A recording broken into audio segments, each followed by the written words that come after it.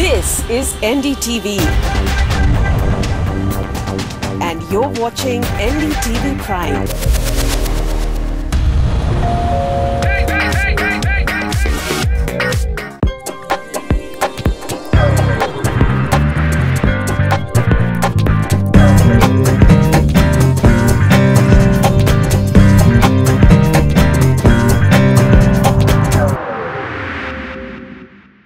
Hello and welcome to the Property Show in its new avatar with a fresh new look. In this show, we bring you the latest development in the real estate sector and also the best property picks in your budget in your chosen markets. And to help us do this, we have Namunisa Khan, Head Research and Consultancy South, lies us for us.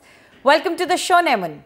But before Namun answers any of your questions, let's take a look at what we have for you in the show today. Our top recommendations from property markets across the IT parks in Bangalore. Affordable housing projects in Navi Mumbai.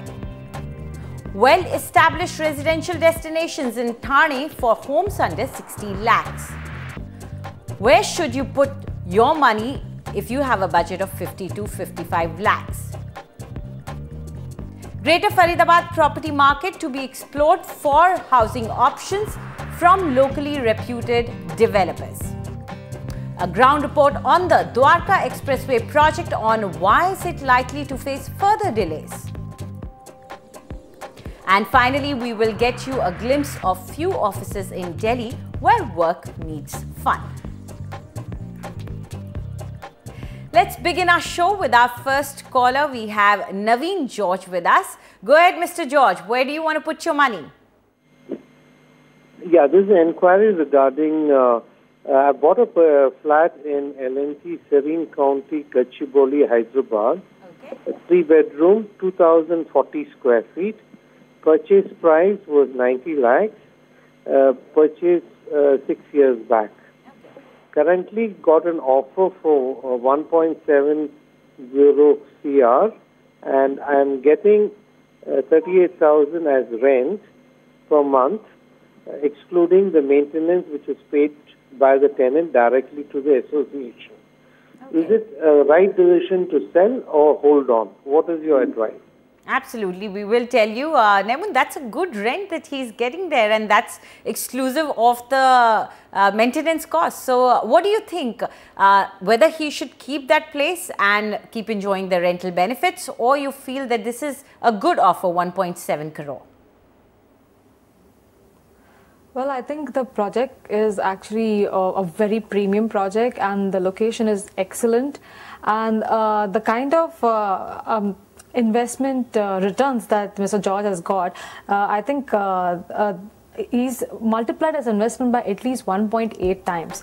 If you look at the average price of this location, it's around 4,600 rupees per square foot. On an average, the projects are selling at that price in Gachibowli area. Having said that, this project is there in the resale market in the range of 7,000 to 8,000 rupees per square foot. So if you look at the kind of difference it has because of the location advantage, I think it's definitely something that you should hold on to. If you look at the rental returns that you're seeing, the average rental returns in this market is around 14 to 17 rupees per square foot, whereas this particular project, because of the advantage of locations, infrastructure, brand name, I think it is trading somewhere between 18 to 25 rupees per square foot. And like you mentioned around the rent that you are getting, I think you are in a very decent rental yield ranging from around 3.5 to 3.75%. And in this market, I think you should definitely hold on to the project. There is no reason to exit the project unless and until you are in need of some kind of funding. So I think in terms of annualized returns also, Gachibowli has been around 5.1%. But having said that, this particular for this particular project, the upside from this price point is slightly difficult. But the rental yield is so good, so you should definitely hold on to the project. Yes, of course. So as Namun says, you are getting a good rent, so why do away with the property unless and until you really need that money? So hold on to it. It's a sound investment. Let's go ahead and take our next question, which has been sent to us as an email by Nishtha Pandita. He says that his budget is 70 lakhs and he wants to invest in Bangalore. He likes the area of Thane Sandra, Nemun. What do you think? Because he wants an area which is close to the airport and MG Road. So, what do you think? Which area would be better for him? And he's already seen Bhartiya City, Nikku Homes 2. And he's kind of interested in it. And with a budget of about 70 lakhs, do you think this is a good investment for him, or he should opt for something else because he wants a 2.5 to 3 BHK apartment? Well, I think he's chosen the right location. Thane Sandra is located between MG Road and the airport. And if you look at the average price out here, it's around 5,300 rupees per square foot. Thane Sandra is actually a well-established residential locality. You can say there are parts of Thane Sandra which are still developing, but most of it has all sorts of convenience stores, well-established education institutions, lots of sports facilities, sports clubs for children. So in terms of an end-user point of view, I think Thane Sandra is a very decent market. The annualized returns out here has been around 2% in the last 3 years.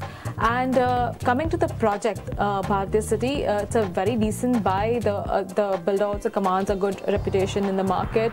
The phase 1 of the project is in the ready to move in stage.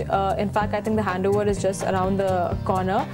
It's slightly off the date that was promised, but nevertheless it is ready now. And the phase 2 is on the early stages of construction, and it's expected to get completed by the 2019, I think 2019 mid.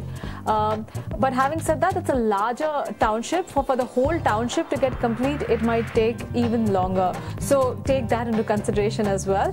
Apart from that, I think if you're looking and if you're not very keen about a township level project, you can also look at Sai Kalyan Ultima and Arvind Sposia. These two projects are very close to Manyata Tech Park and also to the new mall on Thane Sandra Road.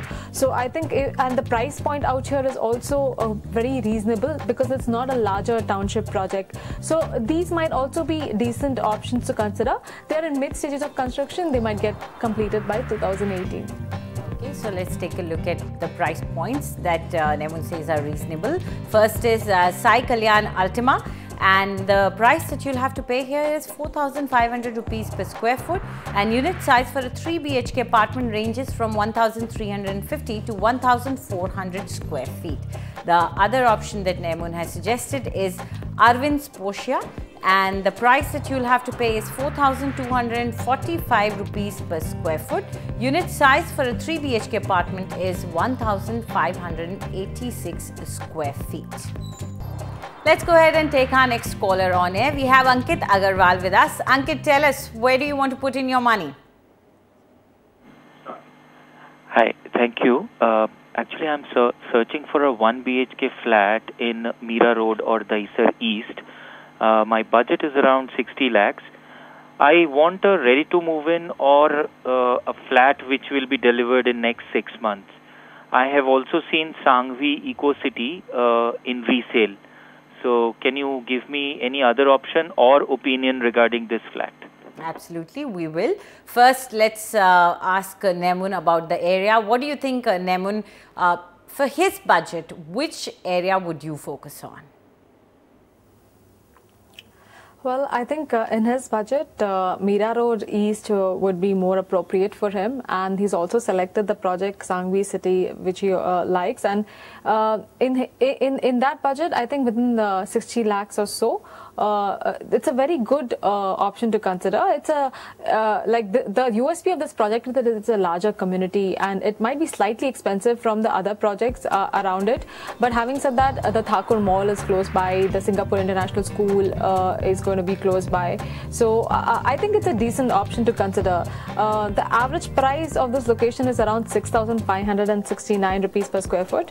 If you look at Mira Road on the whole, I think the inventory overhang is slightly very huge, because there's a huge amount of supply that is coming in this market, because also there's a huge amount of demand of affordable housing in this area. So having said that, if you look at the inventory overhang, I think you should keep a horizon of at least 8 years or so if you're looking at a good return in this particular area.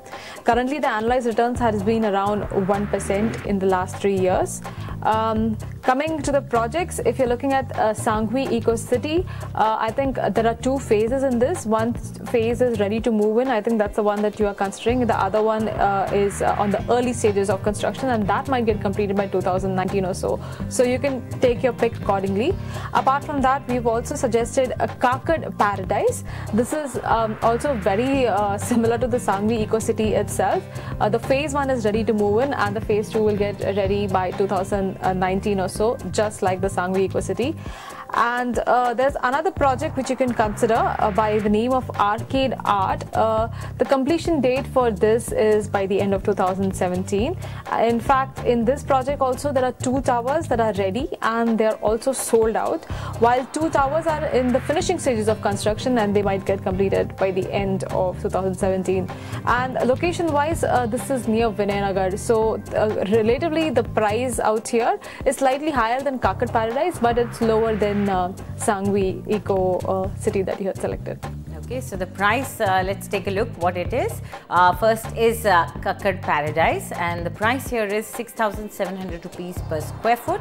And in case you opt for a 1 BHK apartment, the size you get is 760 square feet.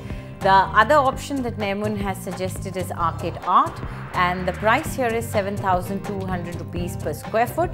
Unit size for a 1 BHK apartment is 655 square feet. Let's go ahead and take our next question on air. We have received an email from Karan Nakra, and he says that he has a budget of 90 lakh rupees and he wants to buy a property in Gurgaon. Now he's a bit confused. He wants to know whether Sona is a good place to invest or not, or should he go for something beyond Manesar toll. So if you look at the Sona market is slightly speculative in nature, and it is very futuristic. Like majority of the projects in this region are in the early stages of construction, and if you look at the ticket size that you are looking at, I think you will definitely find something in the new Gurgaon market instead of the Sona market. And the new Gurgaon market is slightly better, I would say, because fundamentally it is slightly strong when compared to the Sona market. If you look at the average price out here, it's around 6,200 rupees per square foot. The appreciation has been negative, that's around minus 1.2%. But that is for the entire NCR because of the huge inventory overhang. But nevertheless, it is definitely better than the Sona market. And I think due to the stagnant market conditions, there are very limited new launches in Gurgaon. So we will suggest you some under construction projects within your budget. You can look at Sports Park. This is by Sare Homes in Sector 92. Then there is also a good option from DLF by the name of Regal Gardens. This project is in the finishing stages. It may get completed in 2017 itself. And then the third one that we've picked is Greenberg. This is again in Sector 86, and it is also in the finishing stages. There are a few towers that are in finishing stages, but the entire project might get completed by 2018.